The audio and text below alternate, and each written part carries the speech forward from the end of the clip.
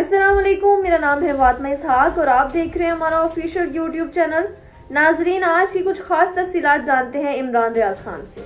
आज इतवार का दिन था, कोई बहुत ज़्यादा खबरें नहीं थी, लेकिन एक अच्छी खबर से बातचीत का आगाज़ करते हैं। और ये खबर है पाकिस्तान के लिए, पाकिस्तानियों के लिए एक नए एजाज़ की। पाकिस्तान के कोई पैमा है सरबाज खान, उन्होंने एक नई तारीख रकम की है। उन्होंने दुनिया की 8000 मीटर से बुलंद तमाम चोटियां बगैर मसनूई ऑक्सीजन के सर कर ली है। ये बहुत बड़ा कारनामा है। मैं अच्छी तरह जानता हूं कि ऑक्सीजन के बगैर आप बुलंदी पे नहीं जा सकते। यानी बाज़ मैं ट्रैवल करता रहा शिकार के लिए या हाइकिंग के लिए, हाइट्स के ऊपर जब हम जाते हैं तो सरदर्द शुरू हो जाता है। आपको वहाँ 3 ऑक्सीजन होती है, तो आप ऑक्सीजन के बगैर गुजारा नहीं कर सकते। लेकिन मसनूई ऑक्सीजन के बगैर सरबाज अली ने यह कारनामा सर अंजाम दिया और ये पाकिस्तान के पहले कोई पैमा है जिन्होंने ये काम किया और ये ज़बरदस्त कारनामा है। पाकिस्तानियों को मुबारकबाद, सरबाज अली को मुबारकबाद। अल्लाह ताला आपको और कामयाबी अता फरमाए, आप पाकिस्तान के लिए और एजाज़ भी जीत कर रहे हैं और कामयाब रहे। नाज़रीन, इमरान खान साहब बाहर आ रहे हैं, नहीं आ रहे, रोजाना इसी के ऊपर बात करते हैं। जुल्मे खलीलजाद ने भी इसके ऊपर बात की है, डोनाल्ड ट्रंप के साथी हैं, इन्होंने इसके ऊपर 2 ट्वीट्स किए हैं। एक ट्वीट में उन्होंने वो बात की जो खबर उन तक पहुंची है, दूसरे ट्वीट में उन्होंने अपना एनालिसिस किया और बताया कि ये भी चीजें पता चल रही हैं और अगर ये हो जाता है तो नतीजा क्या निकलेगा। लेकिन सबसे पहले आप जुल्मे खलीलजाद को देखें। वो ये कहते हैं कि there are reports that Imran Khan will be released soon, कि रिपोर्टें आ रही है कि इमरान खान को जल्दी छोड़ दिया जाएगा। मैं उम्मीद करता हूं कि ये रिपोर्टें सच्ची हूं। पाकिस्तान को जो है इससे फायदा पहुंचेगा इमरान खान साहब को रिहा करने से, पाकिस्तान के अंदर भी और पाकिस्तान से बाहर भी। और ये बड़ा हसास वक्त है, पाकिस्तान को इससे फायदा होगा और ये बेहतरीन चीजें पाकिस्तान को करनी चाहिए। ये है जी एक ट्वीट। दूसरे में उन्होंने कुछ खदशात का इजहार किया जिसके बारे में मैं भी बात कर रहा था और मेरी इत्तला के मुताबिक ऐसा कुछ नहीं होना चाह रहा। पाकिस्तान की मिलिट्री एस्टेब्लिशमेंट किसी सूरत में इमरान खान को भी रिहा नहीं करेगी, मुझे ऐसा लगता है। ये अगर कोई उनके दिमाग में कोई अकल आ जाए या उन्हें लगे कि यार ठीक है बस बहुत हो गई है तो फिर तो छोड़ देंगे। लेकिन बजाय जो दिखाई दे रहा है उसमें कुछ ऐसा लगता नहीं है और ये मैं आपको अपनी असेसमेंट बता रहा हूं, खबर नहीं दे रहा। मुझे ये लगता है कि मिलिट्री एस्टेब्लिशमेंट इमरान खान को इतने आराम से नहीं छोड़ेगी। वजह यह है कि वो इमरान खान को या इमरान खान की सोच को या उसकी पॉपुलैरिटी को अपने लिए खतरा समझते हैं। अब ये जुल्मे खलीलजाद ने जो दूसरा ट्वीट किया उसमें उन्होंने ये कहा कि इमरान खान साहब की जो मुमकिन रिहाई है इसका एक और नुक्ता नजर भी है या एक और पहलू भी है, और वो ये है कि फौज को भारत के साथ जो अभी कुछ कामयाबी मिली है उसकी वजह से वो अपने आप को मजबूत महसूस कर रही है। और इस तरह मिलिट्री एस्टेब्लिशमेंट जो है वो इस नतीजे पर पहुंची है कि जमहूरियत या पाकिस्तान तरीके इंसाफ की तरफ कोई मुस्बत काम करने की जरूरत ही नहीं है। यानी तरीके इंसाफ और जमहूरियत के लिए कुछ करने की जरूरत नहीं है। यहाँ अल्लाह ताला ने कामयाबी जो पाकिस्तान की एयरफोर्स को दी है उससे फौज ने खुद को मजबूत महसूस किया। मैं पिछले वीडियो में बात भी कर रहा था कि एक रिलीफ मिला है पाकिस्तान की मिलिट्री एस्टेब्लिशमेंट को और यहाँ वो फैसला कर सकते हैं कि उन्होंने अब अकलमंदी वाले रास्ते पे जाना है या उसी रास्ते पे चलना है जिस पे वो 3 साल से चल रहे थे, वैसे उसी रास्ते पे चलेंगे तो उसी तरह का नतीजा होगा जैसा पहले हुआ था। और हर बार ये नहीं होगा कि पाकिस्तानी कौम जो है वो गैर मशरूत तौर पे आगे साथ खड़ी हो जाएगी। देखिए, इंडिया के साथ जब भी लड़ाई होगी तो कौम आपके साथ खड़ी होगी, ये तो बात सच है, कौम को खड़ा होना पड़ेगा। लेकिन क्या बाकी मामला खत्म हो जाएंगे सारे? मिलिट्री एस्टेब्लिशमेंट फौज और आवाम के बीच में जो एक दूरियां हैं ये खतरनाक हद तक फिर बढ़ती चली जाएंगी। भारत उन्होंने कहा कि कोई अगर जरूरत नहीं है, एस्टेब्लिशमेंट समझ रही है और इस तरह को फैसला कर लिया गया है तो ये दूरंदेशी नहीं है, इससे जो है वो काम खराब हो जाएगा और कौमी इत्तेहाद जो है उसको भी और बाकी चीजों पोलराइजेशन पाकिस्तान में बढ़ेगी, मईशत को भी नुकसान पहुंचाती रही ये चीज। तो ये 2 ट्वीट्स हैं जुल्मे खलीलजाद की। एक उन्होंने कहा कि अगर तो इमरान खान को छोड़ने का फैसला हो तो बिल्कुल ठीक फैसला है, पाकिस्तान को इसका फायदा होगा। और अगर ये सोच लिया गया है कि जनाब ये इंडिया से एक लड़ाई जीत ली है और इसमें अब जरूरत नहीं है इमरान खान को या पीटीआई को छोड़ने की, रिलीफ मिल गया है मिलिट्री एस्टेब्लिशमेंट को, तो ये फैसला देर बाद नहीं होगा, इसका नुकसान होगा, मईशत को भी होगा, मुल्क को भी होगा। ये लुबे लुबाब है जुल्मे खलीलजाद की 2 ट्वीट्स का। और देखिए इमरान खान को मैं जो कहता हूं कि नहीं छोड़ने का मामला लगता है तो डीजीआईएसपीआर को जब मैंने सुना वहां से मुझे कुछ आइडिया हुआ। फिर मैंने जो सेल्स हैं उन्हें एक्टिवेट होते हुए देखा, यानी वो नून लीग का मीडिया सेल जो बिल्कुल खामोश था जंग के दौरान, उन्हें मैंने देखा कि एकदम से वो फतवे लेकर मार्केट में आ गए। और जो सोशल मीडिया आपका टाउट सोशल मीडिया है जो एस्टेब्लिशमेंट के साथ जुड़ा रहता है उसको हम देखते हैं आइडिया हो जाता है, वो भी फतवे लेकर मैदान में आ गए। फिर कुछ ऐसे चैनल जो चलाए जाते हैं पाकिस्तान की मिलिट्री एस्टेब्लिशमेंट की निगरानी एजेंसियां उनको चलाती हैं, वो चैनल भी एक खास किस्म का बयानिया लेकर चल रहे थे। ये सारी चीजें बता रही हैं कि ये एक धोखा दिया जा रहा है कि शायद कोई मामला तय हो रहे हैं, कोई मुज़ाकरात हो रहे हैं, कोई इमरान खान की रिहाई होने वाली है। मुमकिन है इमरान खान साहब की रिहाई हो जाए, ये मुमकिन भी है, लेकिन साथ साथ ये एक धोखा भी है। देखिए, मैं जब कहता हूं ना मुमकिन भी है तो कोई एक इवेंट चीजों को बदल सकता है। इदारे के अंदर भी अलग अलग तरह की सोच है ना।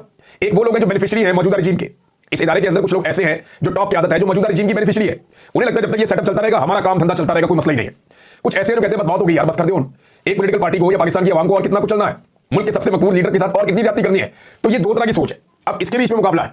जब एस्टेब्लिशमेंट के अंदर ये सोच गालिब आ जाएगी कि हमने भाई वापस जाना है, वापस बैरक्स में जाना है, हमने बॉर्डर में जाना है, बैरक में जाना है, हमने ये काम नहीं करना जो गंदा काम है जो हमारा है ही नहीं, तो उस वक्त इमरान खान साहब भी बाहर आएंगे, चीजें ठीक हो जाएगी। लेकिन अगर दूसरी तरफ की सोच गालिब रहती है कि हमें अपना मफाद चाहिए और इमरान खान को पीटीआई को ऐसे ही दबाते रहना है और मौजूदा रजीम हमें फायदा दे रहा है तो इस फायदे के साथ चलना है, तो फिर ये स्टेटस को जारी रहेगा। तो ये बिल्कुल सिंपल चीज है। शाह महमूद कुरैशी साहब जो है वो अस्पताल पहुंच गए, कार्डियोलॉजी अस्पताल में मिलने के लिए परवेज इलाही साहब भी गए।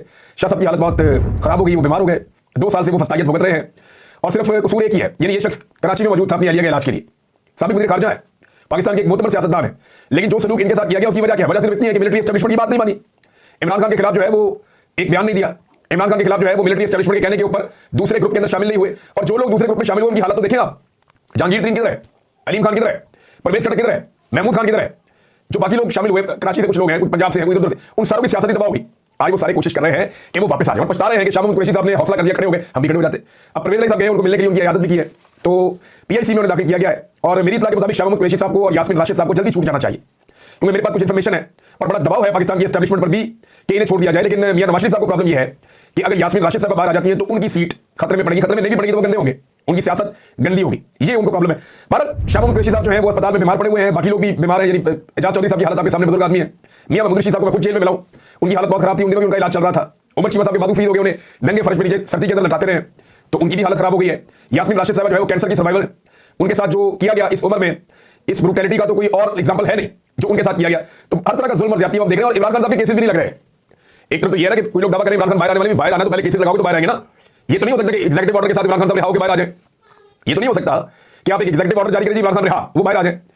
होना तो ऐसे ही है ना, देखिए पीछे से ऑर्डर तो एस्टैब्लिशमेंट का ही आना है कि यार अदालतों को बोलो कि आप इंसाफ कर दें, एस्टैब्लिशमेंट के ऑर्डर आने के कानून के मुताबिक कर दें तो वही पे इमरान खान की जमानतें हो जाएगी। लेकिन जमानतें तो तब होंगी ना जब केसेस लगेंगे।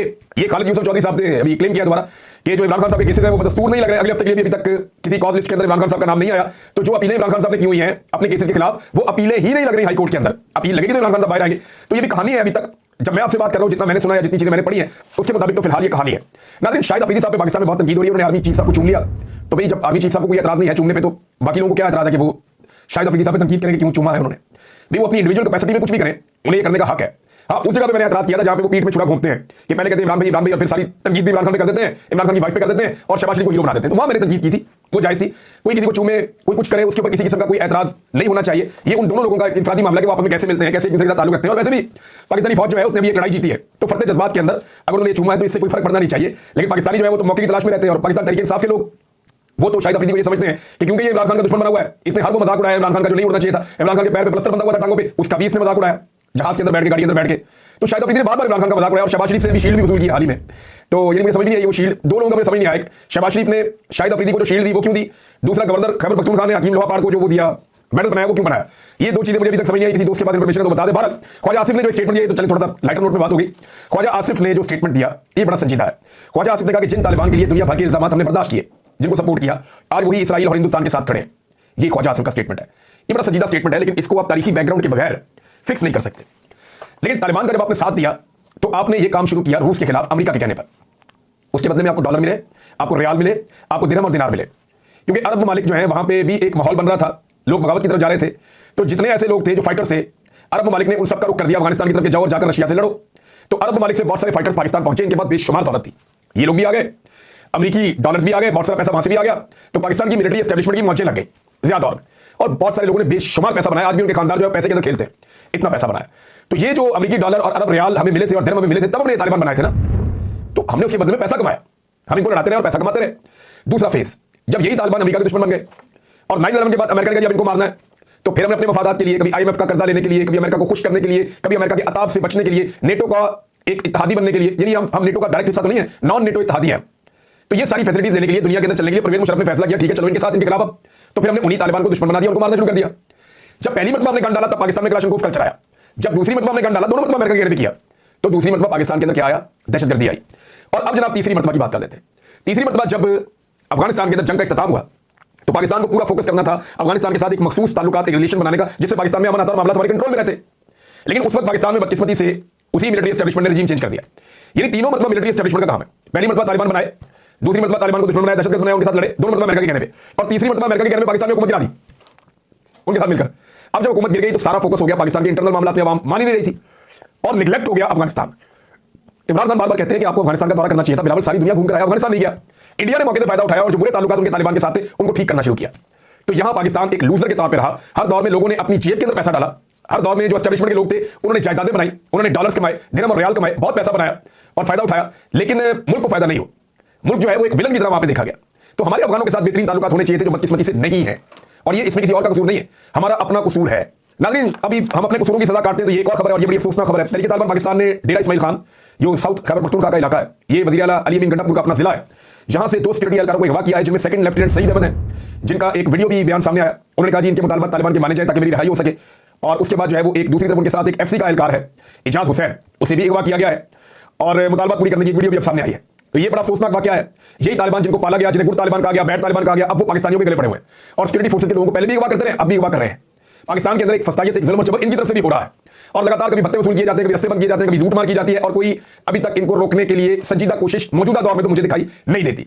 तो यहां पे एक मुकम्मल कोशिश होनी चाहिए, पुलिस को स्ट्रेंथन करना चाहिए, जो लोकल इंतजामिया उसको मजबूत करना चाहिए, और अफगानिस्तान के साथ बात करके इनके खिलाफ जो बॉर्डर एरियाज है वहां पे मुकम्मल तौर पे क्लीन अप करना चाहिए।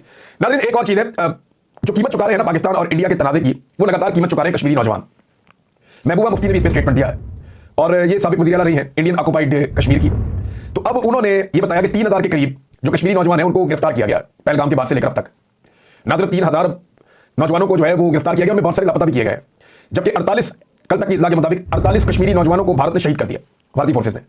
तो लगातार कीमत जो है वो कश्मीरी चुका रहे हैं। पाकिस्तान तो सेलिब्रेशन मोड में चला गया है, भारत जो है वो अग्रेशन मोड में चला गया है। ये दोनों अपने अपने मोड में हैं, लेकिन वहां पे कश्मीरी इसकी कीमत चुका रहे हैं। कश्मीर के बारे में कोई नहीं सोच रहा, उसके बारे में बात करनी चाहिए, सबको आवाज उठानी चाहिए और आलमी सतह पे इस मामले को उजागर करना चाहिए। बिलावल की ड्यूटी लगी है, उम्मीद करते हैं कि बिलावल ये काम कर सके। नाज़रीन, जो एक और खबर है, ये आखिरी खबर मैं आपको दे रहा हूं इस व्लॉग में, ये भी बड़ी अहम खबर है कि जो चीनी हथियार है वो अमेरिका के लिए खतरा बन गए हैं। वो कैसे, मैं आपको बताता हूं। लेकिन इससे पहले जो अमेरिकी हथियार है उनका मवाजना रशियन हथियारों के साथ किया जाता था, और दुनिया में जो नेटो के ममालिक हैं या मगरबी ममालिक हैं उनके हथियारों का कोई मवाजना या मुकाबला नहीं होता था। लेकिन जिस तरह खजां में पत्ते झड़ते हैं उस तरह गिरे हैं राफेल तैयारे, और ये गिराए हैं J-10C ने PL-15 मिसाइल के साथ। इसने पूरी दुनिया के अंदर जो है वो हलचल मचा दी। जो दिफाई इंडस्ट्री है पूरी दुनिया की वो हिलकर रह गई है कि चाइना अपनी हथियारों की दौड़ में खामोशी से इतना आगे कैसे निकल गया। लेकिन ऑटोमोबाइल में वो दुनिया में बहुत आगे निकल गया है, बहुत तेजी से उसकी गाड़ियां पूरी दुनिया में फैल रही हैं, और अब वो ये सोच रहे हैं कि अगले 10-20 साल में जब हर तरफ इलेक्ट्रिक गाड़ियां आएंगी तो चाइना सबसे बड़ी मार्केट हो जाएगा। फिर इसी तरह चाइना जो है वो IT के अंदर या आर्टिफिशियल इंटेलिजेंस में या इंफ्रास्ट्रक्चरल डेवलपमेंट जो है उनमें, यानी दुनिया के हर शोबे के अंदर चाइना आगे जा रहा था। अब दिफाई नुक्ता नज़र से उसने दुनिया को सरप्राइज कर दिया इस लड़ाई में, और अब जो चाइना का मवाजना है वो अमेरिकी हथियारों के साथ किया जा रहा है कि किसी और के हथियार चाइना के हथियारों का मुकाबला नहीं कर रहे। अमेरिकी हथियारों के साथ जब आप मवाजना करते हैं चाइना के हथियारों का, तो F-16 अमेरिका का एक ऐसा तैयार है जो सारी दुनिया खरीदती है, तो F-16 से बेहतर करार दिया जा रहा है J-10C को। जबकि जो अमेरिका का दुनिया का नंबर 1 तैयारा है, जो महंगा तरीन तैयारा अमेरिका बेचता है, वो है F-35। ये इस वक्त अमेरिकन फौज के जरिए इस्तेमाल है और वो ये कहते हैं कि ये नंबर 1 तैयारा। अब F-35 के मुकाबले में J-35 एक ऐसा तैयारा चाइना लेकर आ रहा है जो 5th जनरेशन तैयारा है, और जो मॉडर्न लड़ाई है एयरफोर्स की उसके अंदर वो सारी काबिलियत रखता है, बल्कि उसके पास कुछ इजाफी खूबियां हैं जो अमेरिकन तैयारे के पास नहीं है। तो अब दिफाई नुक्ता नज़र से जो चाइना की इंडस्ट्री है वो अमेरिका की इंडस्ट्री के लिए और मगरबी ममालिक की इंडस्ट्री के लिए खतरा बन गई है, और ये बात जर्मनी ने भी कह दी है कि इस मैदान में अब आप इस तरह चाइना का मुकाबला नहीं कर सकते। अमेरिका को और दुनिया को कुछ नया करना पड़ेगा। यहां पे देखना जो एक नया इत्तेहाद बन सकता है, मैं बहुत अरसे से इसके बारे में बात करता चला आया हूं कि चाइना, रशिया, पाकिस्तान और बाकी आसपास के खित्ते के तमाम ममालिक, सेंट्रल एशियन ममालिक या जो यूरोपीय ममालिक हैं, फर्दर वो भी साथ शामिल हो जाएंगे, क्योंकि यूरोप का जो है वो डिस्टेंस चाइना से या एशिया से इतना ज्यादा नहीं है। यहां से आप ईरान के रास्ते जा सकते हैं, तुर्की के रास्ते जा सकते हैं, जमीनी और समुद्री रास्ते इख्तियार किए जा सकते हैं। तो ये एक अलायंस मैं माजी में भी बताता रहा हूं कि सेंट्रल एशियन, ईस्ट एशियन, ये सारे मिलकर एक बड़ा अलायंस बना सकते हैं। लेकिन यहां पर रुकावट सिर्फ एक मुल्क है जो भारत है। अगर भारत होश के नाखून ले तो इस खित्ते में आबादी भी सबसे ज्यादा है, मैन पावर भी सस्ती है, मार्केट भी सबसे बड़ी है, और टेक्नोलॉजी भी बहुत तेजी से आगे बढ़ रही है, जबकि वसाइल भी कुदरती बहुत ज्यादा है। अगर ये एक पूरा इत्तेहाद बन जाए तो यूरोप को और मगरब को ये 2 दहाइयों में पीछे छोड़ सकता है। लेकिन इसके लिए भारत को जो है वो मुस्बत किरदार अदा करना पड़ेगा। अब तक के लिए अपना ख्याल रखिएगा, अपने चैनल का भी। अल्लाह हाफिज़।